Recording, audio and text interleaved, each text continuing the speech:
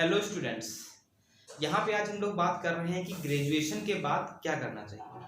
क्योंकि मैंने ये देखा है अक्सर कि जो बच्चा ग्रेजुएशन में होता है उसको आगे जो फ्यूचर में उसे क्या करना है उसको कंफर्म नहीं रहता है। या तो वो जो उसके फ्रेंड्स करते हैं वो कर लेता है, या जो उसके घर वाले कहते हैं वो कर लेता है। लेकिन यहाँ पे अगर आप ग्रेजुएशन में हैं तो आपको अपना एम बना के चलना पड़ेगा कि हाँ आपको आखिर करना क्या है आगे। क्योंकि जब आप ग्रेजुएशन में होते हैं तो कोई अगर रिलेटिव्स आपसे पूछता है कि ग्रेजुएशन के बाद क्या सोचा है, तो अगर आप ये बोलते हैं कि अभी कुछ नहीं सोचा है, आगे देखेंगे, तो फिर उसके मन में आपकी इमेज इतनी अच्छी नहीं बनती है। लेकिन अगर वही आपने बोल दी कि हाँ मैं यूपीएससी की तैयारी करूंगा, मैं नीट की तैयारी करूंगा, मैं डॉक्टर बनूंगा, मैं इंजीनियर बनूंगा, तो वहाँ पे आपकी इमेज जो होती है थोड़ी सी अच्छी बन जाती है कि हाँ बच्चे को अपना जो फ्यूचर उसका एम जो है उसने डिसाइड कर लिया है।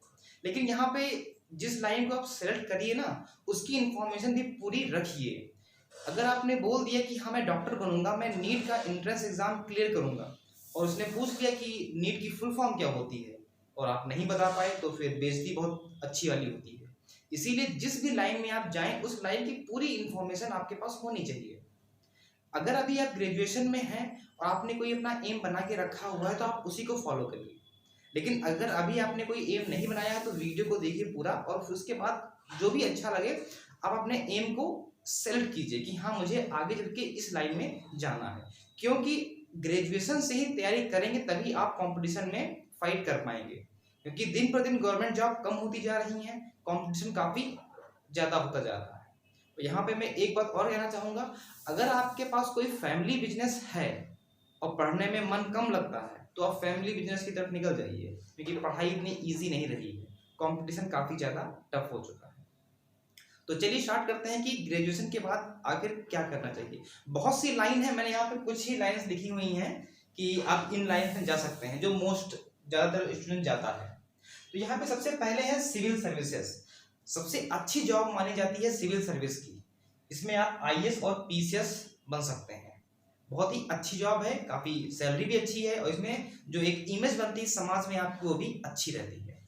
इसमें आप तभी जाइए जब आपको जो हिस्ट्री, ज्योग्राफी, पॉलिटी और देश में क्या चल रहा है, करंट जीएस पे इंटरेस्ट है, तभी आप इसमें जाइए, क्योंकि इसमें सब कुछ वही आता है। इसमें मैथ का रोल इतना नहीं रहता है। अगर आपको इस देश में क्या चल रहा है, कैसा होना चाहिए, हाँ मैं यहाँ का अगर डीएम होता तो मैं क्या करता, तो अगर आप ऐसी सोच रखते हैं तो आपको इस लाइन में जाना चाहिए। माना कि थोड़ा टाइम लग सकता है, लेकिन बहुत ही अच्छी लाइन है। अगर एक बार जॉब लग गई तो लाइफ सेट हो जाती है। लेकिन अगर आप चाहते हैं कि आप टीचर बने, अगर आपका मन है टीचर बनने का, अगर आप सोच सकते हैं तो फिर आप डीएलएड या बीएड कर सकते हैं। डीएलएड उनके लिए होता है जो प्राइमरी में टीचर होना चाहते हैं, और बीएड उनके लिए है जो जूनियर में होना चाहते हैं। प्राइमरी का मतलब है यही 1 to 5th के लिए, और जूनियर का मतलब 6 to 10 के लिए होता है। अगर आपने ग्रेजुएशन और बीएड किया हुआ है तो आपके पास और भी चांसेस हैं, क्योंकि टीजीटी और एलटी में ये गवर्नमेंट जो स्कूल होते हैं उसमें वैकेंसी निकलती हैं, टीजीटी और एलटी की। इन दोनों में डिफरेंस है, वो मैं किसी और वीडियो में आपको बता दूंगा। लेकिन यहाँ पे मैं बता दूं, यहाँ पे सिर्फ आपका सब्जेक्टिव ही आता है। अगर आपने मैथ से किया है तो आपको सिर्फ मैथ के क्वेश्चन आएंगे, अगर आपने बायोलॉजी से किया हो तो सिर्फ आपके बायोलॉजी के ही क्वेश्चन आएंगे। ये वैकेंसी हर साल नहीं निकलती है, एलटी और टीजीटी की 5 साल में एक बार या 2 बार निकलती है, तो आपको थोड़ा वेट करना पड़ सकता है। बीएड कर सकते हैं तो आप किसी भी प्राइवेट स्कूल में भी पढ़ा सकते हैं। अगर आप करते हैं डीएलएड तो प्राइमरी जो वैकेंसी निकलती है प्राइमरी स्कूल में, उसके लिए आप अप्लाई कर सकते हैं। फिर उसके बाद है पोस्ट ग्रेजुएशन। अगर आपने बीएससी किया हुआ है तो आप बाद में एमएससी कर सकते हैं। अगर आप बीएड करने का मन नहीं है तो आप हायर में जाना चाहते हैं तो आप एमएससी कर सकते हैं। एमएससी के बाद स्कोप क्या है, आप नेट, एमएससी 2 साल की होती है, 2 साल के बाद आप नेट की कोचिंग करके नेट निकाल सकते हैं। नेट में होता है एलएस और जेआरएफ। जेआरएफ का मतलब होता है जूनियर रिसर्च फेलोशिप। अगर आप नेट क्वालिफाई करने के बाद, अगर आपने नेट क्वालिफाई किया है जेआरएफ में, तो आप अगर आप पीएचडी करते हैं तो आपको पीएचडी जब तक आपकी चलेगी, पीएचडी 4 से 5 साल में, तब तक आपको पर मंथ 35 से 40 हज़ार रुपये पर मंथ गवर्नमेंट आपको फेलोशिप देती है। लेकिन अगर आपने जो नेट है वो एलएस में क्वालिफाई किया है तो फिर आप करते हैं पीएचडी, तो गवर्नमेंट आपको कोई भी फेलोशिप नहीं देती है। इसीलिए अच्छी मेहनत करके आप नेट जेआरएफ निकालिए, ताकि जब तक आप करें पीएचडी तब तक घर से पैसा ना लें, आपको फेलोशिप 40 हज़ार के आसपास मिलती रहे। ये भी काफी अच्छी पोस्ट यहाँ पे मानी जाती है।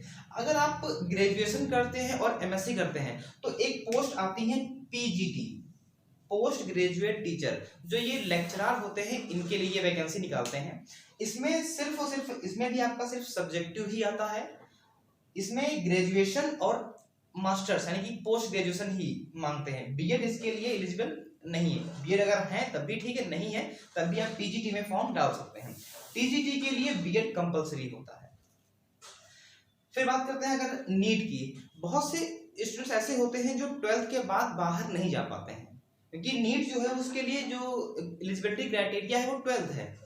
12th के ही इसमें जो 11th और 12th में जो एनसीईआरटी चलती है वही आता है। इसमें नीट का है, अगर आपने सोचा है कि आपको डॉक्टर बनना है, अगर घर वालों ने आपको 12th में बाहर नहीं जाने दिया, उन्होंने कहा कि पहले ग्रेजुएशन कंप्लीट कर लो, उसके बाद में आप बाहर जाकर के नीट की प्रिपरेशन करना, तो यहाँ पे मैं उनको बता दूं ग्रेजुएशन के साथ साथ में आपको एनसीईआरटी बुक भी पढ़नी पड़ेगी, फिजिक्स, केमिस्ट्री और बायोलॉजी। ये ग्रेजुएशन जब तक आपका कंप्लीट होता है उस टाइम आपको सारी की सारी एनसीईआरटी बुक अच्छे से पढ़नी होगी, क्योंकि ग्रेजुएशन का कोर्स अलग है और नीट का कोर्स थोड़ा सा अलग है सिमिलर ही लगेगा हल्का हल्का सा, लेकिन कुछ चेंजेस उसमें आते हैं। तो अगर आपने ये सोचा है कि आपको डॉक्टर बनना है तो अभी इस ग्रेजुएशन के साथ साथ में ही आप एनसीईआरटी बुक को पढ़ना स्टार्ट कर दीजिए। और इसके बाद और भी हैं, जैसे कि एसएससी हो गया, बैंक हो गया, और अदर एग्जाम से लेखपाल और रेलवे, ये वनडे एग्जाम होते हैं, ये लगभग हर साल निकलते हैं। एसएससी में मैं ये कहूँगा कि तभी आप जाइएगा जब आपकी मैथ स्ट्रांग हो, और बैंक में अगर आप बैंक में पीओ या क्लर्क बन सकते हैं, तो अगर बैंक में आप इंटरेस्टेड हैं तो उसमें जा सकते हैं। लेकिन अगर आप ये 3 चीजें करना चाह रहे हैं, बीएड, एमएससी या नीट, तो आप हमसे जुड़ सकते हैं, क्योंकि कहीं ना कहीं मैं इन चीजों को फेस कर चुका हूं। मुझे लगता है कि मैं आपको अच्छा गाइड कर सकता हूं। आप सोचिए आपको क्या करना है।